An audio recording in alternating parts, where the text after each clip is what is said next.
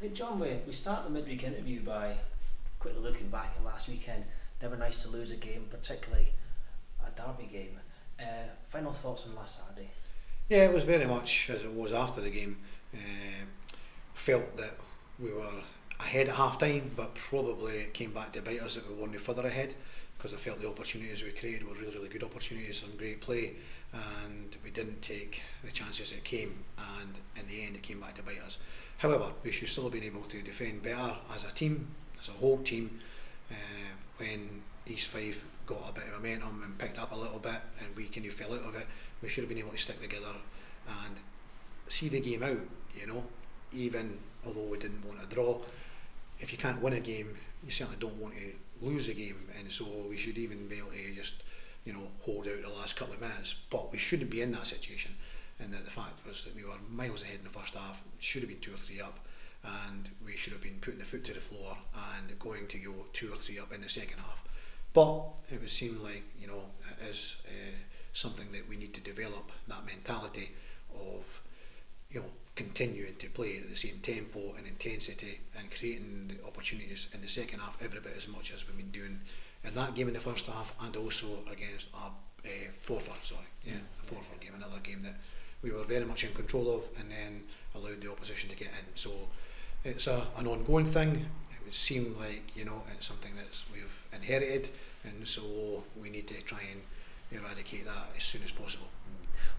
Did you feel that a key factor was the forced withdrawal of Ian Davidson through injury? I think it didn't help. It didn't help because Ian's obviously influential in the team. However, you know, I still felt the players that we had on the pitch were more than capable of going on and winning the game. However, you know, it would seem that it did have some kind of effect, because that was really the only change, from the first half to the second half, until we make substitutions. But by that time, the game was kind of swaying from end to end, and we didn't really hold the ball up as well in the second half, and that meant that East Fife could break on us. You know, whereas in the first half the ball was kind of sticking, we were getting players supporting, we were getting in behind the defence, and that didn't happen in the second half. So it wasn't just down to Ian not being there, but it probably had some, bearing on it.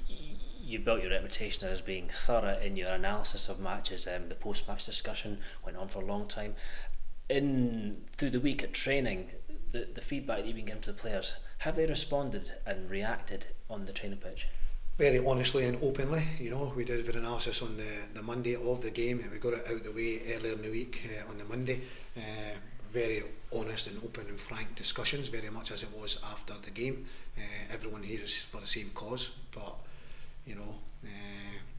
we all have different qualities, and there's some qualities that are more prominent in some players, and other players have other qualities that really need to be, add some other qualities to it, and that's just where we're kind of lacking that wee bit of going for 90 minutes, digging in deep when it gets tough, going through the pain barrier, working back, narrowing in the midfield. It's the same thing basically, and that's what was discussed after the game. Then we've seen it and evidence with regards to the video, which took a fair amount of time on the Monday. However, after that we're saying, well look, we've got to learn from it. We put it on the back burner now, and we look forward to the game this week, and we prepare as we would do, and that's what's happened. The players have trained very well, to be fair. The guys are very good in training, and I'm like I'm the manager, but I hear the fans will be saying the exact same as what is going through my mind. Yeah, it's all very well doing in training, but we've got to do it in the match day between 3 o'clock and 5 o'clock, because talking's cheap, actions is what it's all about. And so the lads have to, you can coach and you be tactically good and you can do all that, but the things that's not necessarily what we are lacking. Maybe some, but not entirely. It needs to come at times from within to, as I say, go that wee bit extra mile for your teammates as a team. Yeah, and looking forward, obviously, it's a visit to Stenhousemuir, bottom of the league, so they'll be up for the challenge. You'll have to shuffle the pack because Nat Wedderburn's suspended. What's the overall picture looking like? Yeah, Nat's suspended.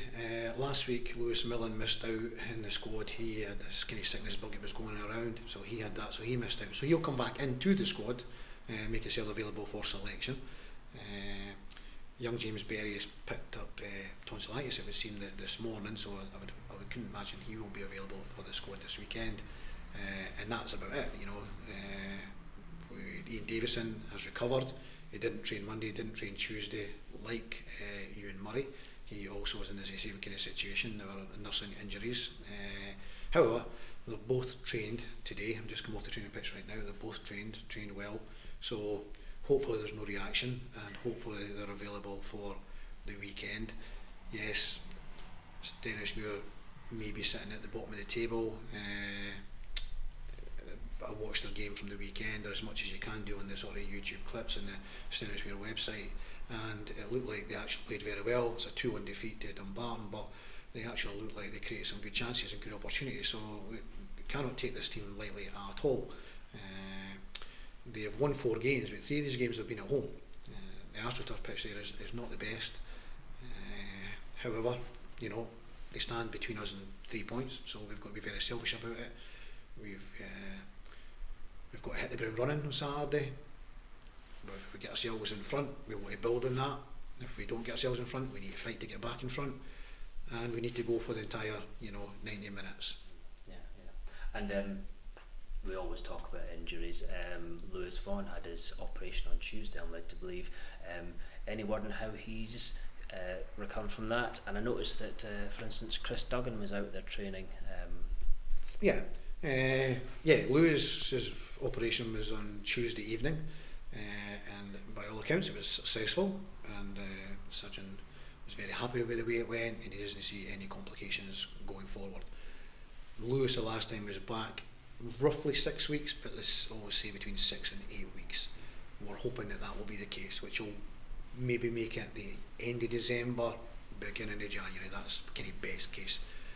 So that's good, it's positive, had to get done, it's been done quickly, so I'd like to thank the directors for allowing that to happen. It's a lot of money to get these operations. Lewis had 2 of them now, and that's a hell of a lot of money, particularly when November was bad, but they've allowed it to get done, got it done quickly, so as I say, I'd like to thank them for allowing that to happen. Chris Duggan, yes, as I said last week, I went through it very thoroughly, very meticulous in that. So he did exactly what he was meant to do for the whole of last week. This week he's picked it up and he's joined in a little bit more today. Next week he picks it up more with a view to being available for selection for the Queen's Park game. So at the moment that is on course. We'll have to see what happens, we can't no crystal ball, but it seems like it's on course. Grant Gillespie is progressing very well also. He has joined in more of the training this week, which is very, very positive. He's looking good. So his time scale is, he's now 7 weeks past, it's 8 weeks on Saturday. It was 10 to 12 weeks.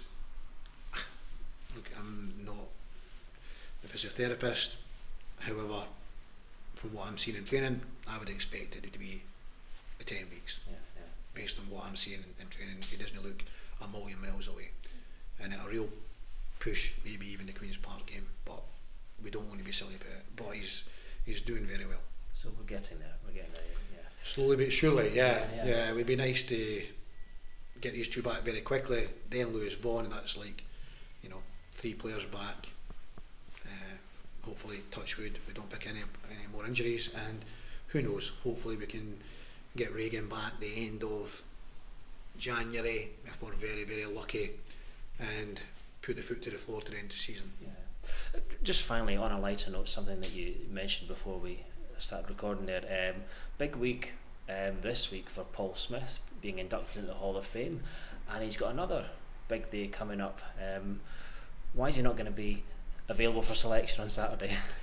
Yeah, well, I was delighted for Paul getting inducted into the Hall of Fame, as I was for every single person who got inducted. It was amazing. It was a brilliant night, very emotional night as well. Fantastic.